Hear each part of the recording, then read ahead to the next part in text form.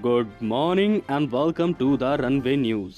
और मंडे की पहली न्यूज़ है, अमेरिका में ट्रंप के लगाए गए मुस्लिम ट्रैवल बैन को कैंसिल करेंगे जो बाइडन। साथ ही पेरिस क्लाइमेट चेंज में भी वापस भागीदार बनने की राह पे लाएंगे अमेरिका को। आपको बता दें कि ट्रंप ने 13769 एग्जीक्यूटिव ऑर्डर पर साइन करके पास किया था यह ऑर्डर। इसमें पार्लियामेंट का कोई रोल नहीं होता। ट्रंप ने प्रेसिडेंट पावर की मदद से इस ऑर्डर पर साइन किए थे। ऑर्डर का नाम था protecting the nation from foreign terrorist entry into the United states. In order पर अंकुश बस वहां की सुप्रीम कोर्ट लगा सकती है और सुप्रीम कोर्ट ने ऐसा ही किया। सुप्रीम कोर्ट ने मना कर दिया इस ऑर्डर को पास करने से, क्योंकि इसमें मुस्लिम कंट्रीज के लोगों को अमेरिका में आना मना हो गया, जिसमें शामिल थे Syria, Iraq, Iran, Yemen, Somali, Sudan, Libya. Supreme court ने कहा कि इन कंट्रीज में सिर्फ टेररिस्ट ही थोड़ी रहते हैं, बच्चे पढ़ने भी आते हैं, बिजनेसमैन बिजनेस करते हैं अमेरिका में, और इसे खारिज कर दिया। लेकिन ट्रंप यहाँ नहीं रुके। उन्होंने 13780 ट्रैवल बैन 2.0 भी जिसे कहते हैं वो लिया है। इस बार इस बैन में नॉर्थ कोरिया, वेनेजुएला शामिल थे और एक कंट्री गायब थी, वो थी इराक। तो इस तरीके से ट्रैवल बैन किया और प्रेसिडेंट कुर्सी पर बैठकर इसे हटाएंगे सर्वप्रथम जो बाइडन, वैसे ही जैसे इम्पोज हुआ था एग्जीक्यूटिव ऑर्डर पास करके। साथ ही पेरिस क्लाइमेट चेंज में ट्रंप द्वारा अमेरिका को निकाल लेना, इसे भी बर्खास्त करेंगे और अमेरिका को वापस लाएंगे जो बाइडन पेरिस क्लाइमेट चेंज में। अब चलते हैं हमारी दूसरी खबर की तरफ। विदेश में रहने के मामले में भारतीय दुनिया भर में पहले पायदान पर पहुंच गए हैं। संयुक्त राष्ट्र की एक रिपोर्ट के मुताबिक वर्ष 2020 में देश से बाहर रहने वाले लोगों की संख्या 18 मिलियन यानी 1 करोड़ 80 लाख है।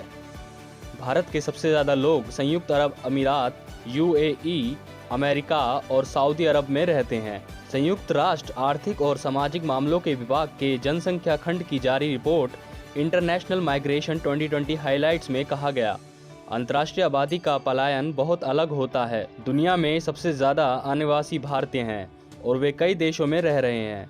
वर्ष 2020 की बात करें तो भारत के 1 करोड़ 80 लाख लोग दूसरे देशों में रह रहे थे। भारत के बाद मैक्सिको और रूस दोनों 1.1 करोड़, चीन 1 करोड़ और सीरिया 80 लाख के लोग दूसरे देशों में रहते हैं।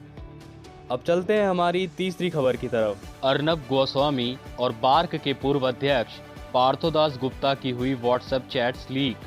बार्क यानी कि broadcast audience research council India, जो कि टीआरपी के मामले को देखते हैं। व्हाट्सएप होता तो एंड टू एंड इनक्रिप्टेड ही है, लेकिन यह जो चैट्स है वो पार्थोदास गुप्ता के फोन से मिली है मुंबई पुलिस को। 3400 पेज की चार्जशीट ही लीक कर दी गई है।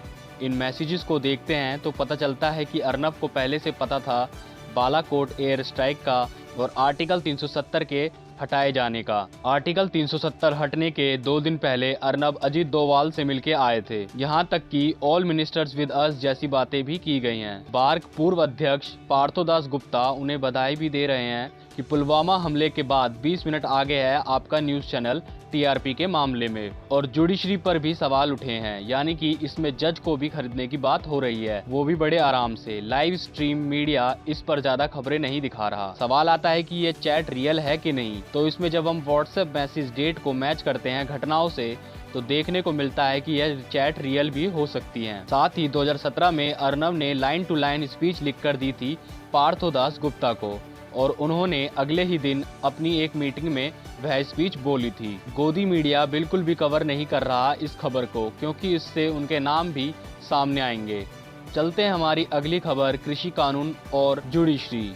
कृषि कानूनों की समीक्षा के लिए सुप्रीम कोर्ट द्वारा गठित समिति की पहली बैठक 19 जनवरी को होने की उम्मीद है। समिति के सदस्य अनिल घनवट ने बताया कि बैठक पूसा परिसर में होगी। समिति को यदि वार्ता के लिए आंदोलनकारी किसानों के पास जाना पड़ा तो वह तैयार हैं। हुआ ये था कि 8 जनवरी को हुए 8वें दौर की वार्ता में भी कोई हल नहीं निकल सका था। आंदोलनकारी किसान संगठन अपनी पुरानी जिद पर ही अड़े रहे, इसलिए 11 जनवरी को सुप्रीम कोर्ट ने अपनी सुनवाई में कुछ अहम फैसले सुनाए थे। इसके तहत 4 सदस्यीय विशेषज्ञ समिति का गठन कर दिया गया है, जो किसान संगठनों के साथ सरकार से भी बातचीत कर अपनी रिपोर्ट अदालत को सौंपेंगे। चलते हैं अब हमारी 5वीं खबर की तरफ। कोरोना महामारी के कारण लंबे समय से बंद पड़े स्कूल आज से खोले जाएंगे। फिलहाल स्कूल केवल कक्षा 10वीं और 12वीं के छात्रों के लिए खोले जाएंगे, ताकि वह बोर्ड परीक्षाओं की तैयारी कर सके। स्कूलों में छात्रों को बुलाने के लिए सभी जरूरी तैयारियां कर ली हैं। छात्रों के लिए सभी कक्षाओं को सैनिटाइज करने के साथ साथ पूरे स्कूल परिसर में कोरोना से बचाव को लेकर जागरूकता बोर्ड भी लगाए हैं। वहीं स्कूलों की शिक्षा निर्देशालय द्वारा तय की गई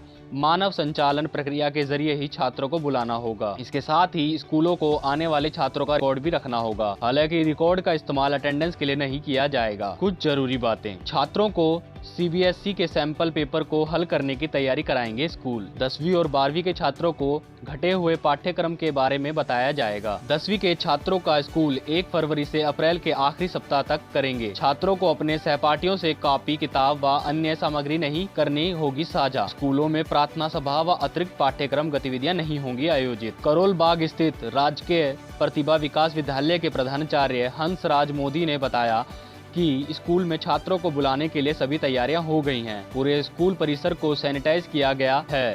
साथ ही स्कूल में जगह जगह कोरोना से बचाव के जागरूकता बोर्ड भी लगाए गए हैं। तो इसी के साथ सोमवार की न्यूज समाप्त होती हैं। धन्यवाद।